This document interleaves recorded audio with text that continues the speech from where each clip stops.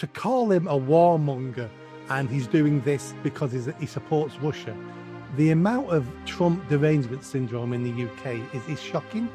Villainous thing to want to put an end to war, isn't it? I mean, what a horrible devil he is. He knows that the British were right there in Afghanistan and Iraq. And at no point, which is why he didn't say the UK, specifically said some random little country.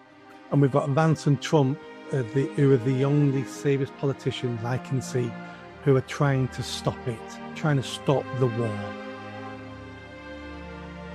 Hi, everybody, and welcome back to Nick Talks.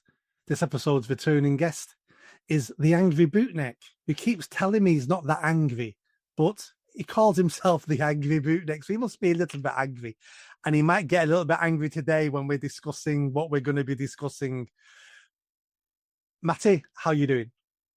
Oh, I'm furious, Nick. I'm furious. Yeah, it's been an interesting couple of weeks, hasn't it? I am a little bit annoyed at the blatant misrepresentation of our leadership in the States, in the UK media, because it's been a bit preposterous, really, hasn't it? This is how I look at it. We've got a president of the United States who, in his first term, started no wars. He then was out a term and now he's back in again. He has no intention of starting any wars, and he wants to solve the two wars that are going on at the moment. He wants to solve the Ukrainian war and he wants to solve the Israeli war. And because of that, he's actually Hitler, a fascist, a warmonger. And it's like, there's lots of things you can criticize Trump on because he's not perfect. But to call him a warmonger and he's doing this because he supports Russia, the amount of Trump derangement syndrome in the UK is shocking. It's absolutely ludicrous. Yeah, it's a villainous thing to want to put an end to war, isn't it? I mean, what a horrible devil he is. It's lunacy. And I think if you want to talk about those comments, I did read a BBC story about it yesterday about a bloke from Sheffield whose son was killed in Iraq. Again, I totally understand why he's not going to be, rational and calm about this. There's nothing worse than losing a kid. And obviously there was plenty of my colleagues lost their lives over there. It's the worst thing that can happen. So in no way am I criticizing him for speaking out about it, but you just have to try and remain impartial and just look at the facts. The whole thing with Vance's comments was completely blown out of proportions. He was misquoted, and he didn't say. In fact, in the entire statement, at no point did he mention the United Kingdom, because he served in the USMC, and I'm sure he knows all about the conflict in Iraq and Afghanistan. And I don't think there's any American isn't aware of these facts. Every American they all like making jokes about the freedom fries because the French weren't on board with Iraq. Turns out to have been quite wise for a change of the frogs. But the point I'm getting at is he knows that the British were right there in Afghanistan and Iraq. And at no point, which is why I didn't say the UK, specifically said some random little country that hasn't been to war for decades. And if you want a random country that hasn't been to war, pick any of the dozens that he was obviously talking about. He wasn't talking about the UK, and he didn't mention the UK. He could have been talking about Belgium or Belarus or anything else that begins with the B that doesn't do very much. He didn't mention the UK once, and I guarantee he wasn't thinking of the UK. They just decided that in their heads. What, for the listener who might not know what we're talking about, what did he say? He said, basically, they were talking about security guarantees and it all kicking off in Ukraine. And Vance said that an American stake in Ukraine's economy was a much better security guarantee, this is the quote, than 20,000 troops from some random little country that hasn't fought a war in 30 or 40 years. That was the actual quote. So, considering everybody and the dog knows that, I mean, they called Tony Blair the poodle, didn't they? Every man and his dog knows that we were in Iraq and Afghanistan. So he wasn't talking about the UK. That was an exact quote. That's basically what he said. What he was talking about basically was Poland, Estonia, Lithuania, some of the Nordic countries. He was talking about then saying it's okay you wanting to support Ukraine, but you can't support Ukraine for Ukraine to win. Only we can support Ukraine to be free. And by Ukraine being free in us investing in Ukraine, Russia would not dare attack because we won't have it, because we won't lose our investment in Ukraine. Well, again, is there any aspect of that that isn't logical? He was specifically saying that American having a direct economic link is a far better security guarantee. It's the world's global hyperpower. The Americans have got more aircraft carriers on their own than the rest of the planet combined. He was saying, obviously, us having an economic state in the country is a far better security guarantee than 20,000 troops from Belgium. That's all. And then you wake up and all of a sudden, all these British politicians are saying, oh my God, I can't believe France said this about Britain. And everyone's going, oh yeah, it's disgraceful. And I'm sat there shaking my head thinking, like, I know we mock the woke a lot on our prospective channels, but they really do inhabit an alternative reality. Like, everyone knows what he means. At no point did he mention the UK, and they just hear what they want to hear. So it turned into, and now they're reeling out it's shameless, really. They are disgraceful. Reeling out the parents, bereaved parents, saying, oh, tell everyone what you're thinking. He's like, oh, I can't believe JD Vance said that about my son. As if he name dropped him as an individual. Like, they really do inhabit an alternative reality. At no point did he mention the UK. Everybody in America knows the UK was involved in Afghanistan and Iraq. I don't know where they get it from. I have no idea. Now, my thinking on this is, of course, the British media know the truth, but the British media, mainstream press, are quite left wing, and they suffer from Trump derangement syndrome themselves. So for them, this is an opportunity to sell papers, to sell advertising space online. It's all clickbait. It's for them to generate some income. Of course, the Labour Party and Labour politicians and the socialists will jump on the bandwagon because they're all against Trump anyway. And a little bit of nationalism, a little bit of patriotism brings a country together. So Starmer and his lot are going, well, we can make some miles out of this. It looks like we're the ones defending the UK. We're the ones defending Europe. But it was all based on a lie. It was based on the same sort of lie that the Iraq War was based on. Yeah. And I mean, if you want to really know the depths of the depravity and the machinations that the scum that lorded over us get up to, just read about some of that stuff. The sexed up dossiers, David Kelly's strange demise, where apparently he was terrified of needles his whole life, but he committed suicide by using the needle. It's very, but I mean, and again, the weird thing is, when we invaded Iraq, I was proud as punch, because stupidly, this is back when I was, a true believer in the government tells the truth, because I was young and daft. And I wanted to use my training. I was keen as mustard. I was convinced in my confidence and the men around me. And I was like, oh, yeah, let's go to Iraq, do our duty. Turned out there's more weapons of mass destruction under my granny's fridge. And everything the government said was an absolute lie. So the thing I'd tell anyone who sits there and believes the nonsense that they spew about Trump and Vance in the media is ask yourself what they haven't lied about in the last 25 years. Everything. They lied about the war. They lied about the pandemic. They constantly lie all the time. So why would they suddenly be honest now? It's the very definition of stupidity, isn't it? To keep doing the same thing over and over and expect different results. Well, when they've done nothing but lie to us for 40 years, it's a bit strange that people now shriek in outrage at the nonsense the BBC put up. I find it baffling, to be honest, that anyone even cares about. Basically, it's a non-story. It's like us having this chat and then the media saying, "Oh, the angry bootneck calls Nick Buckley an arsehole and Vance is dismayed him." It's a fiction. The entire thing is a fiction. At no point did he ever mention, or any American mention, or slag off the United Kingdom service in Afghanistan and Iraq. And everyone on the dog knows it. And in fact, when you meet random Americans out and about here, they always say it here. You know what I mean? As soon as I ever tell anyone I was a Royal Marine, they were like, "Oh yeah, you guys were there with us in Afghanistan and Iraq when nobody else was." So it's a fiction. It's a fiction. Yeah, I mean, as you said, Vance was in the forces. Do you know what he was in the forces? I don't know. He was USMC.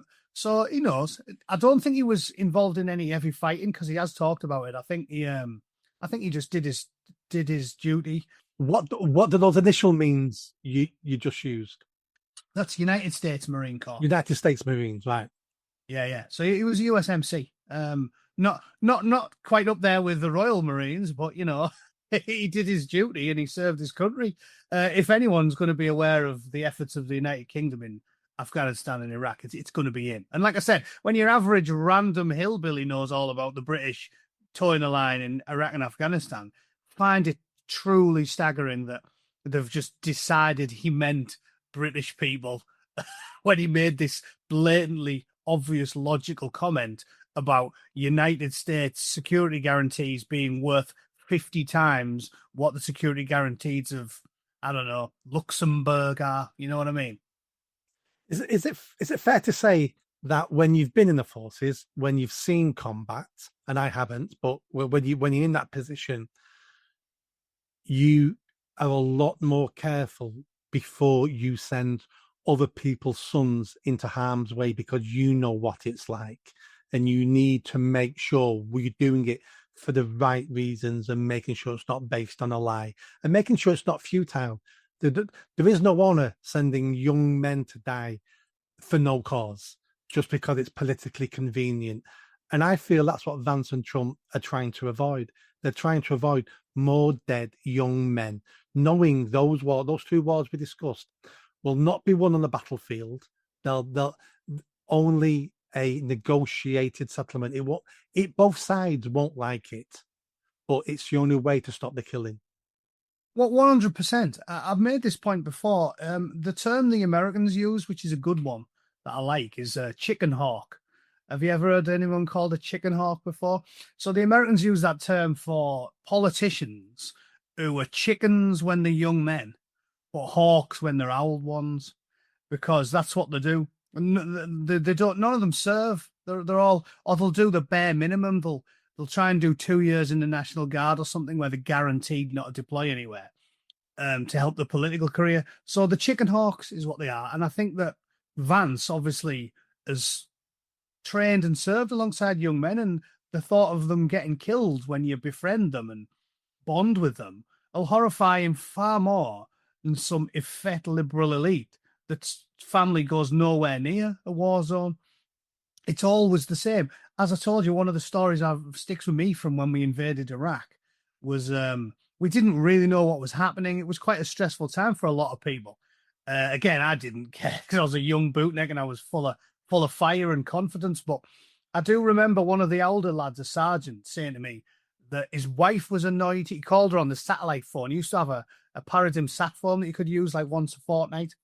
And he said she was annoyed because Tony Blair and Cherie Blair were crying on the news because the son Ewan had just been backdoored into Harvard or Yale, whatever elite US university that his father had slithered him into. And she was saying, I wasn't crying when Dave was getting stuck on a C-130 and sent to Iraq, and I didn't know when he was coming home or what was happening. Because that's how it was during an invasion. It's like a normal tour of duty. We just got told we're going to war. And the next thing we're in Kuwait we were there proper early as well, which is hilarious because they were denying that the war was going to happen for so long. I think we were in the desert in the middle of nowhere in Kuwait, like late January. And we were there for 7 weeks or something before the actual war kicked off.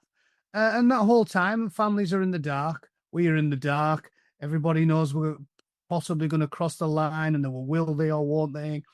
And that type of stuff sticks with you because these mothers and children and wives were saying, well, what's happening? We don't know. And I think it's people like that who've actually seen it. So at least Vance has. I know Trump didn't serve either, but I'd certainly trust the judgment of a man whose right-hand man was a US Marine over some slimy, slippery, oily serpent of a man like Tony Blair, who knowingly took us into a war that was illegal and a dossier packed full of lies, and possibly even worse if you believe some of the conspiracy theories. There's a human cost, and when you've seen it, it touches you. People say the same of Hiroshima. I went to Hiroshima when I was a young lad. And when you see the Peace Dome, which is the only building that was left standing after the atomic bomb went off, and then you go into the museum there, and there's a trike in the street in a box, and it was this little kid who was out playing on his trike, like a 3 or 4-year-old kid who got flashed by it and died a couple of days later. And I'm a stony-faced, stoic chap, and it even upset me seeing that, because you think, when you really see the human cost of what's happening, it gives you pause. And when you read the numbers of people that have died in the Ukraine conflict, it staggers me that the left, they've somehow turned the left into the warmongers, and people like Owen Jones are rattling the saber.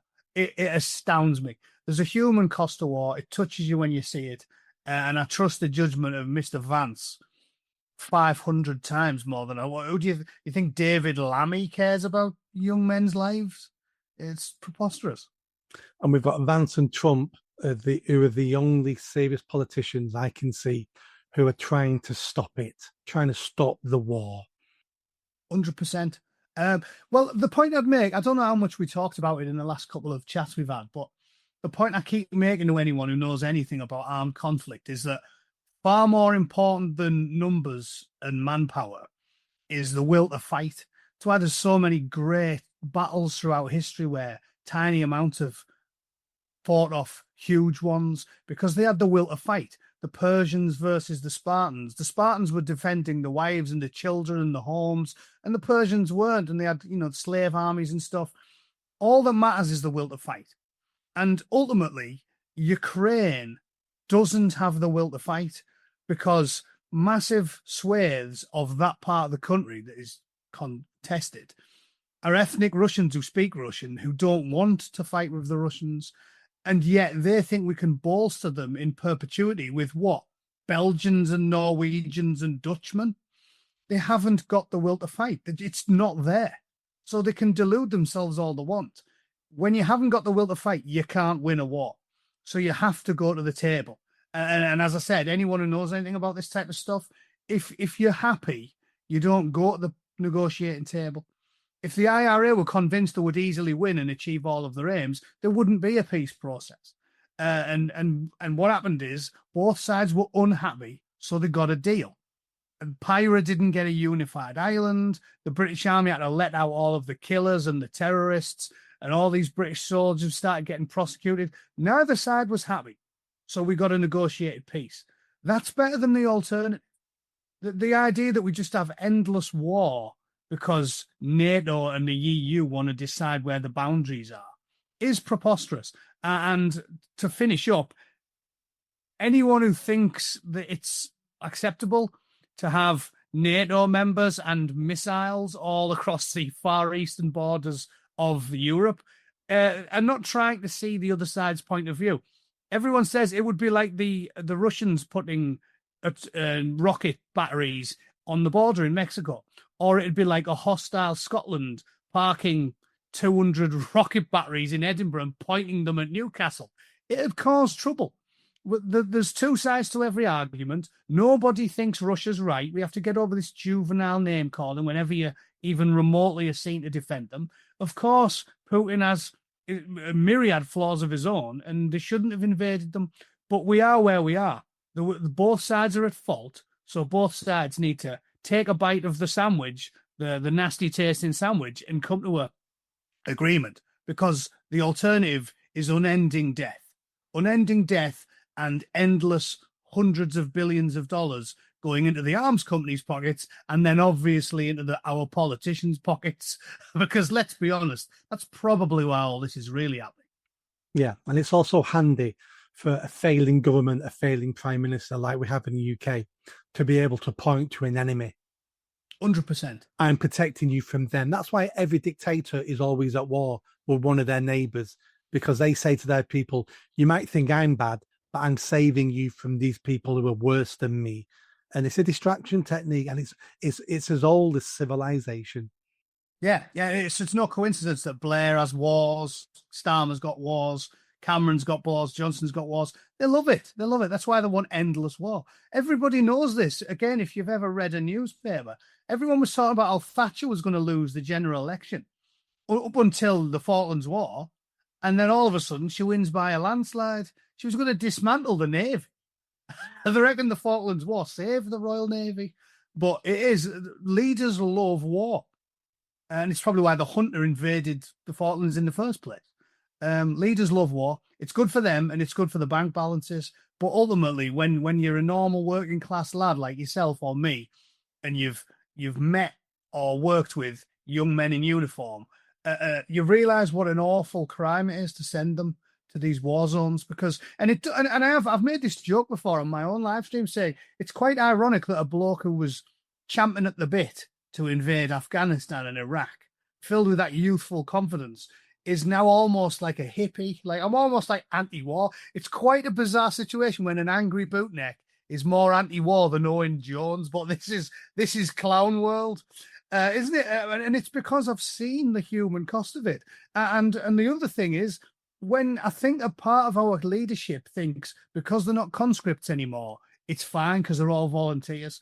And the point I always make to people from being through it all myself, joining up as a teenager and going to war, is young lads are daft. Like, yeah, okay, you join when you're 18, but any man over the age of about 30 will tell you, you know what, I don't really think I was very mature until I was about 28. Like, you're a bit young and daft, aren't you? So just because these 18, 19, 20, 21-year-old lads are volunteering, these scumbag politicians think they've got carte blanche to just feed them into the meat grinder.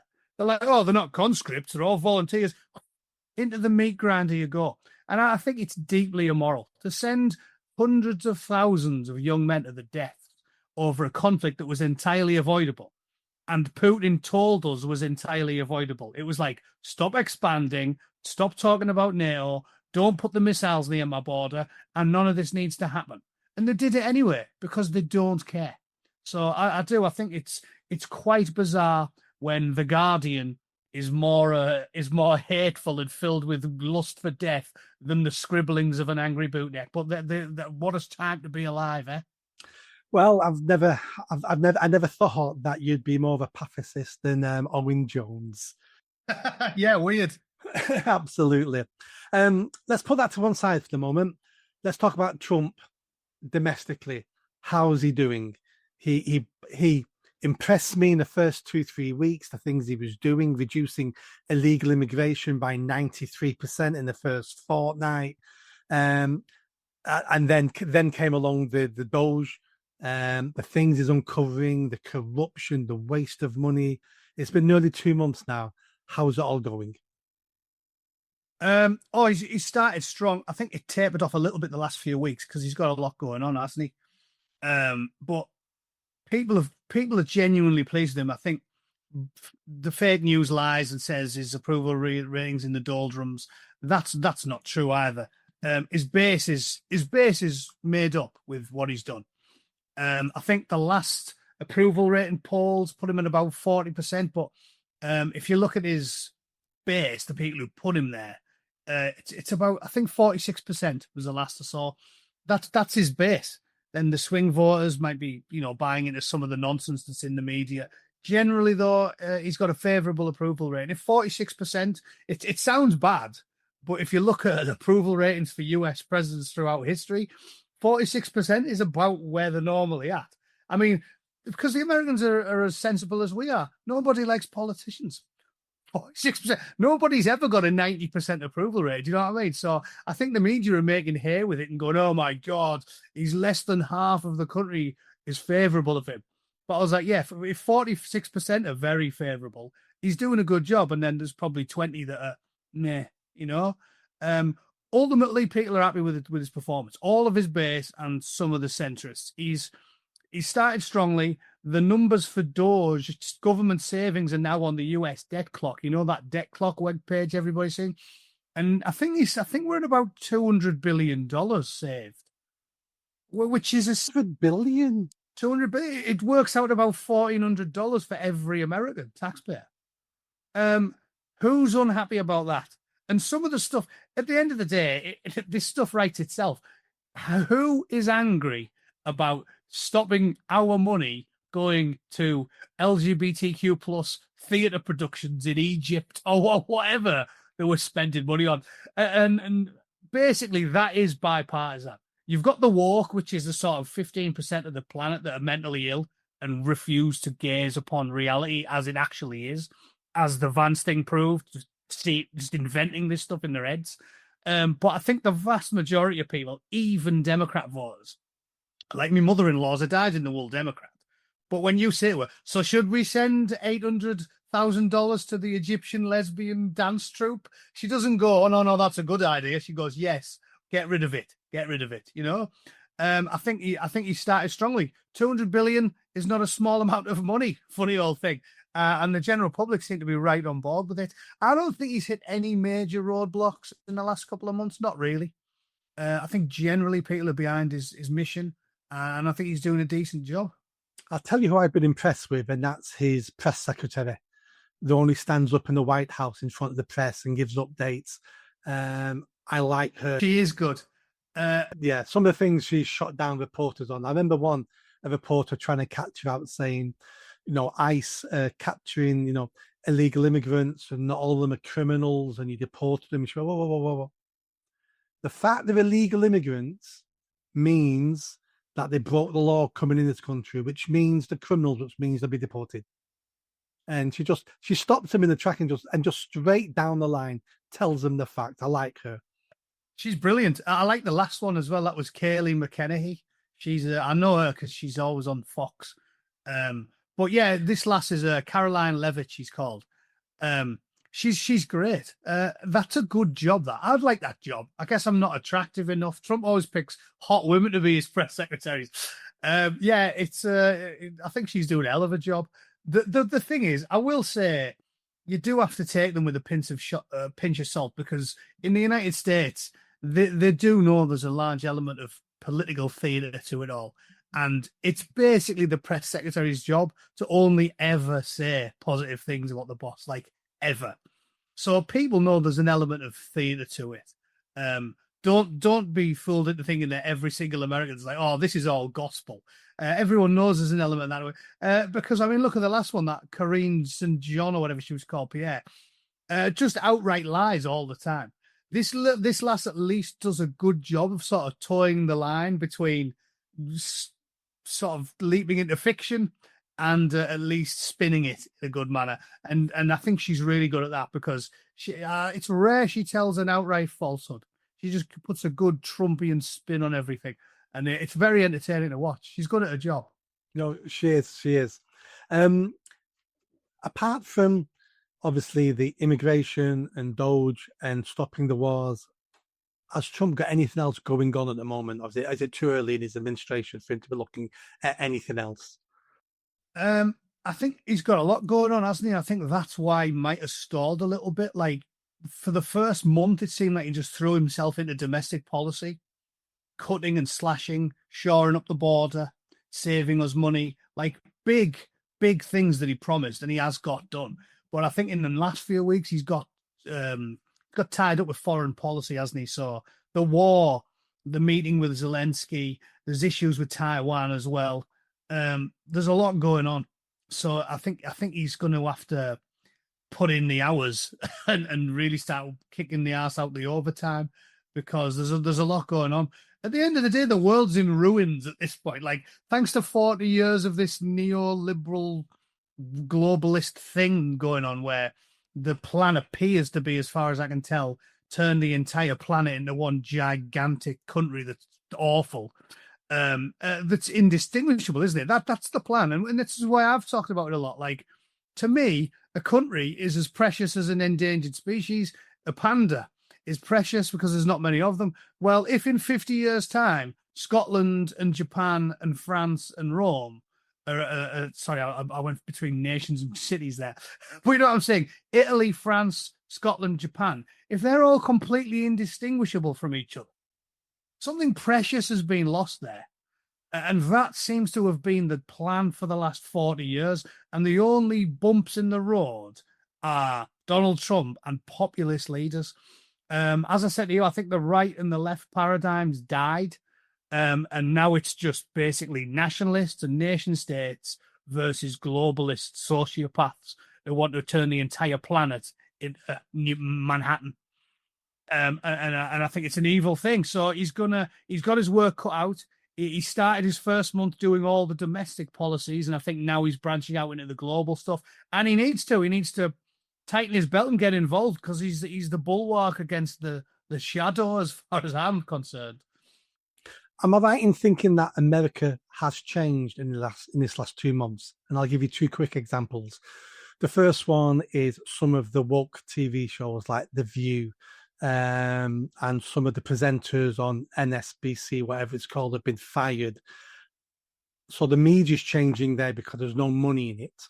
And then some of the city mayors are being dragged over the coals because they're almost bankrupt. And we're finding out they've spent all the money because of a sanctuary city. They've spent it on illegal immigrants. And the residents of those cities are now open arms. Am I right in thinking both of that's happening now? 100%, yeah. Because he's the leader of the free world for a reason. Where he goes, the world follows. I think it's even helping Europe. I think people have realised. Look at them. He's been telling them to up the defence spending for years, and now it's happening because he's setting the tone. The woke stuff's definitely fallen by the wayside. Even the big corporations are starting to. I told you my missus some inside information. She works as an editor and a writer and a proofer for one of these big corporations that does all the pamphlets and HR materials for these big companies. And she said even she's noticed there's been a drop off in like woke stuff. Like I can't name individual companies, but she said one of them was like, get rid of all the DEI stuff, get rid of it. They've realized that it's not popular. And just to give you one really good example, one of the most woke places on planet Earth is the Los Angeles, California. We have red voters, but it's always in the small towns. Like my town, everyone's Republican. But in the big cities, they're all dyed-in-the-wool Democrats. Even though Los Angeles voted for Kamala Harris by about 15 points or whatever it was, they threw out, because in the States, it's not like in England where you just vote for your politician. Here, your ballot's about 3 foot long, and you've got to vote. Yeah, you've got to vote on individual measures, so you get a much better gauge of what the public sentiment is. And the DA, which is the guy who does all the prosecuting in LA, was a super woke lefty tosspot called George Gascon. And George Gascon got threw out on his ass. So they went down that ballot and they were like, oh, I'm voting for Kamala because I'm a Democrat. But the second they got to the crime and punishment stuff, they went Republican, Republican, Republican, Republican. Even there, they've had enough of it. Because in downtown LA, there was all these stories about this young black lass who was an Olympian, a very liberal woman. And she makes a video about it saying, I got my jaw broke because a crazy hobo with an iron bar smashed my face in when I was at the traffic lights. Like, they're sick and tired of it. So even in places like Los Angeles and San Francisco, they might have leaned Democrat with the presidential election, but they're throwing all of these woke DAs out on their asses. So there's a sea change coming. I think 2025 is going to see a sea change. And you give it another 6 months when these policies that we know work, tough on crime and punishment, the broken windows theory, tough on the border, forcing people to work for a living instead of sitting on their asses expecting a paycheck every week off the government. They work. They've always worked. And I think the time's going to prove him right. He's only going to go from strength to strength. I'm convinced of it. He's going to do a good job. You've sold me. You've sold me. I'm not an angry Nick anymore now. I'm a happy Nick now that I've spoken to you, because you've just cheered me up. That's exactly what I want to see. Let's call it an end there, because I don't think we can get any better than that. Thank you so much for coming back on, and let's catch up again soon. Things are definitely going to get better. And they always get bad and then they get better. They do. It's coming, I guarantee it. Anyway, nice talking to you, Nick. Have a good one. Thank you. See you later, mate.